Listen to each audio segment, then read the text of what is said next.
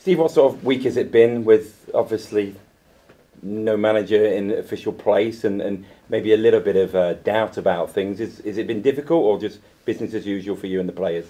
Well, it's back to business as usual. We've got a game to recover from last week. We've got a game to prepare for this Saturday. So life goes on. You've got to make sure you're ready, and we've got to do our best for Saturday. In your point of view, obviously you've got the team at the moment, and going forward there'll be a new manager. Does that make it difficult for yourself? Not really. I knew, like I said right at the beginning, I know what my position is. I'm classed as caretaker manager. I'm here to support the players, I'm here to support the chairman, I'm here to support the technical director, and that's still my role. I've got to try and plan as best I can for Morecambe on Saturday first. How much have you enjoyed stepping up to this position again?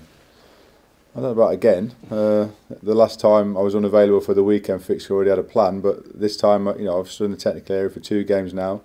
Saturday will be my 3rd one, and hopefully this Saturday will be better than last Saturday. Yeah, just talking about the games, on Wednesday against Doncaster in the EFL Trophy, it was so good, and then the weekend much more disappointing. Can you put your finger on why? No.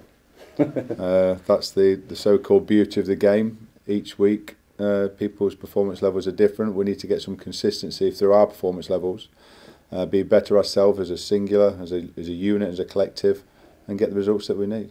Have you seen a response from the players this week on the training ground? This week's been good. We've had a clear week. Obviously last week was a little bit frantic. The decision was made last Tuesday. There's a game Wednesday. The players already had a recovery day planned for Thursday, and we only had Friday to plan for the Saturday. But this week we've had a clear week, even though there's been a reserve team game, which some of the players have had minutes in as well. So Toots has played minutes this week from being injured, and it's been nice and clear, and we've planned well. What did disappoint you most about last weekend? Conceding 3 goals. Conceding from crosses, conceding goals is something we've got to stop doing. And if you have a solid base, you've got a chance of getting a result, which is what we need to get back to do. Do you still see the confidence in the players at the moment, despite the position in the table?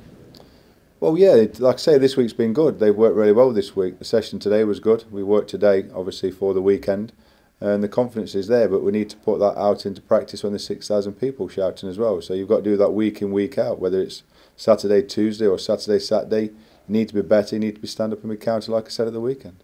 What can you expect from Morecambe at the weekend?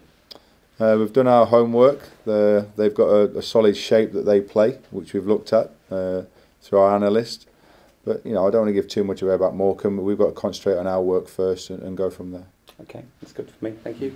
There was a lot of criticism that came the way of the players after last Saturday's defeat from the Terraces, certainly. Yeah. What's the mood in the camp been like since then, and how have they reacted to that, and what is the overall mood? Well, obviously, standing out there is not nice for myself to hear or for the players to hear, but that's part and parcel of the job. They have to accept criticism when you've not performed well. We've had a meeting this week to discuss how to do things better, personally, like I've said before. But no, it's not nice, but you have to take it on the chin, and you have to stand up and be counted and go on to the next one. Do you think the characters are in the dressing room to turn this around? There's obviously been heavy recruitment over the course of the summer. Are the right characters there to maybe push each other around and have those harsh words? Well, that's the question that I asked on Saturday. I spoke after the game on Saturday, and I told them a few truths, and I think the players have had a meeting amongst themselves to sort out a few things personally, which is nice to do because they need to take ownership of their own performances as well.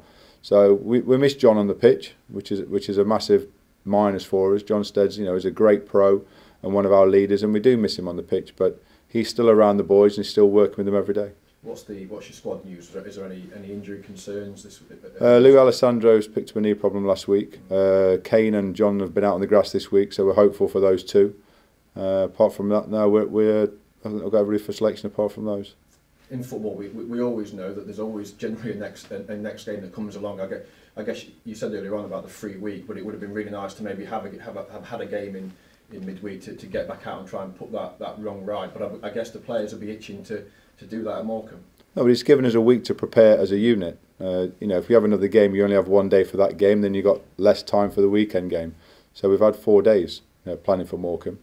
We've had 2 days, then we've got the recovery day on Wednesday, but we had a reserve team fixture, like I say, people have had minutes, and got another victory in the reserves against Doncaster, and then we move on today to work for today, Friday, ready for Saturday. In terms of the context of the league as well, Morecambe have got a bit of a gap above Notts, but if you can go there and almost replicate what happened on Boxing Day a year ago, that would almost pull them potentially move you out of the bottom two, which is a big psychological boost, but also drag them closer to you as well? I'd take that result. Absolutely take that result. I think everybody take that result. I'd take a 1-0 result at present.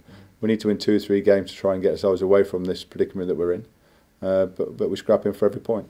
In terms of the new manager, there's been Alan Hardy spoken this morning about he expects the fact that somebody will be appointed before the weekend. What's your information? Are the players being kept in the loop as well? Do you believe that this will be your last game in the dugout for now? I don't know. I've read the statement like you have. I don't know whether the players have been told anything different, but I've been told by the chairman exactly the same as you've been told. So I'm just preparing for Saturday, and then when it comes to Monday, we'll see where we are. Just looking away from the management situation, Matt Tootle was this week awarded the Post Hero of the Year, or one of the Heroes of the Year.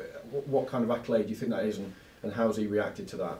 It's a great accolade. Toots is the life and soul of this place. You know, he's forever bubbly, and he's well highlighted. You know how he's dealt with things personally, and it's a great credit to himself and to the football club. So it's a great award for him, and it's really well justified. Just one final thing from me. Obviously away this weekend, then back home on Tuesday night when Carlisle are the visitors. That I know you're only looking at one game ahead, but that's a big one on the horizon. Is it a chance to put right what happened last Saturday?